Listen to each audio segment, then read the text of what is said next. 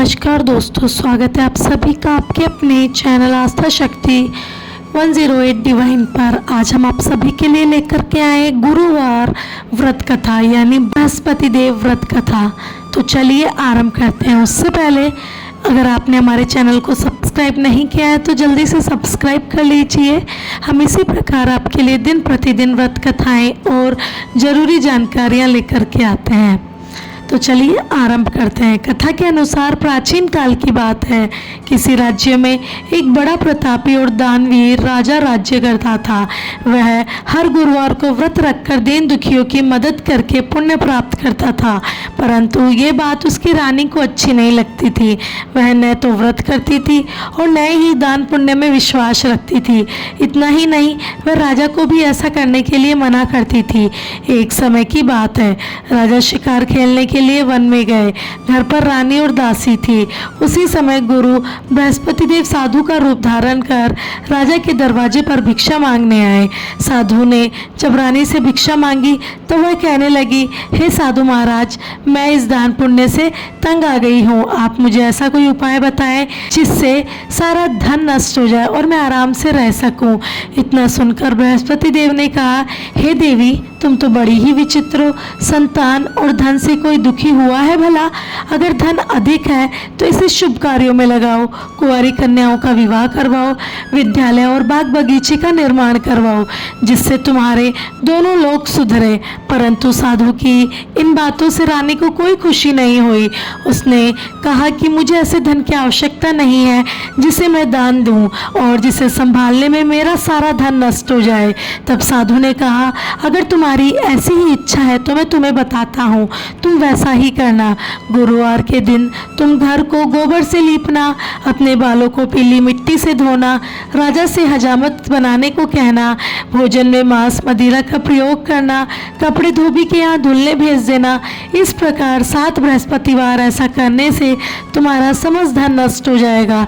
इतना कहकर साधु के रूप में बृहस्पति देव वहाँ से अंतर्धान हो गए। साधु के अनुसार कई बातों को पूरा करते हुए रानी को केवल अभी 3 ही बृहस्पतिवार बीते थे कि उसकी समस्त धन संपत्ति नष्ट हो गई। भोजन के लिए राजा का परिवार तरसने लगा। तब एक दिन राजा ने रानी से बोला कि हे रानी, तुम यहीं रहो, मैं दूसरे देश को जाता हूँ, क्योंकि यहाँ पर सभी लोग मुझे जानते हैं, इसलिए मैं कोई छोटा कार्य भी नहीं कर सकता। ऐसा कहकर राजा दूसरे देश चला गया। वहाँ वह जंगल से लकड़ी काट कर लाता और शहर में बेचता। इस तरह वह अपना जीवन व्यतीत करने लगा। इधर राजा के परदेश जाते ही रानी और दासी दुखी रहने लगी। एक बार जब रानी और दासी को 7 दिन तक बिना भोजन के रहना पड़ा तो रानी ने अपनी दासी से कहा, हे दासी, पासी के नगर में मेरी बहन रहती है, वह बड़ी धनवान है, तो उसके पास जा और कुछ ले आ ताकि थोड़ी गुजर बसर हो जाए। दासी रानी की बहन के पास गई। उस दिन गुरुवार का दिन था और रानी की बहन उस समय बृहस्पतिवार व्रत की कथा सुन रही थी। दासी ने रानी की बहन को अपनी रानी का संदेश दिया, लेकिन रानी की बड़ी बहन ने कोई उत्तर नहीं दिया। जब दासी को रानी की बहन से कोई उत्तर नहीं मिला तो वह बहुत दुखी हुई। उसे क्रोध भी आया। दासी ने वापस आकर रानी को सारी बात बता दी। यह सुनकर रानी ने अपने भाग्य को कोसा।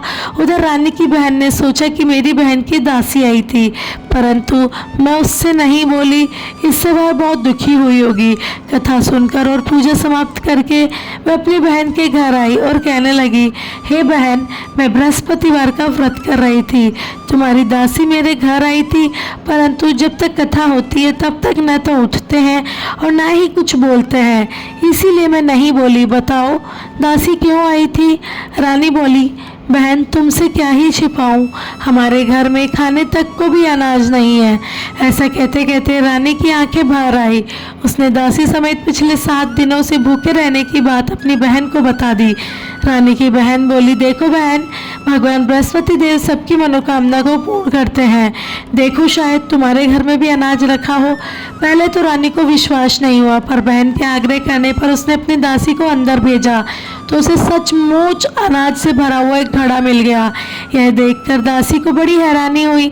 दासी रानी से कहने लगी, हे रानी, जब हमको भोजन नहीं मिलता तब भी तो हम व्रत ही करते हैं, इसीलिए क्यों ना इनसे व्रत की कथा और विधि पूछ ली जाए ताकि हम भी व्रत कर सके। तब रानी ने अपनी बहन से बृहस्पतिवार के व्रत के बारे में पूछा। उसकी बहन ने बताया, बृहस्पतिवार के व्रत में चने की दाल और मुनक्का केले की जड़ में अर्पित करें तथा दीपक जलाए, व्रत कथा सुने, पीला भोजन ही करें। इससे बृहस्पति देव और भगवान विष्णु प्रसन्न होते हैं।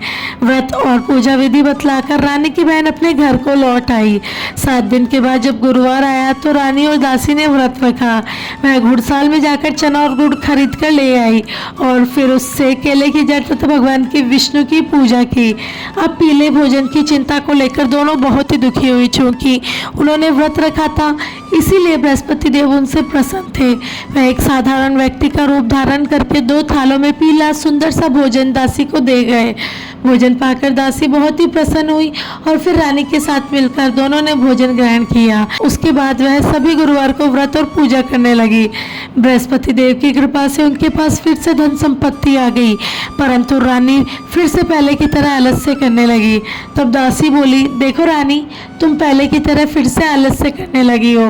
तुम्हें धन रखने में कष्ट होता था, इसी कारण सभी धन नष्ट हो गया था। अब जब हमें बृहस्पति देव की कृपा से धन मिला है तो तुम फिर से आलस्य करने लगी हो। रानी को समझाते हुए दासी कहती है कि बड़ी मुसीबतों के बाद हमने यह धन पाया है, इसीलिए हमें दान पुण्य का कार्य करना चाहिए, भूखों को भोजन कराना चाहिए, धन को शुभ कार्यों में खर्च करना चाहिए। इससे तुम्हारे कुल का यश बढ़ेगा, स्वर्ग की प्राप्ति होगी, पितृ प्रसन्न होंगे। दासी की बात मानकर रानी अपना धन शुभ कार्यों में खर्च करने लगी।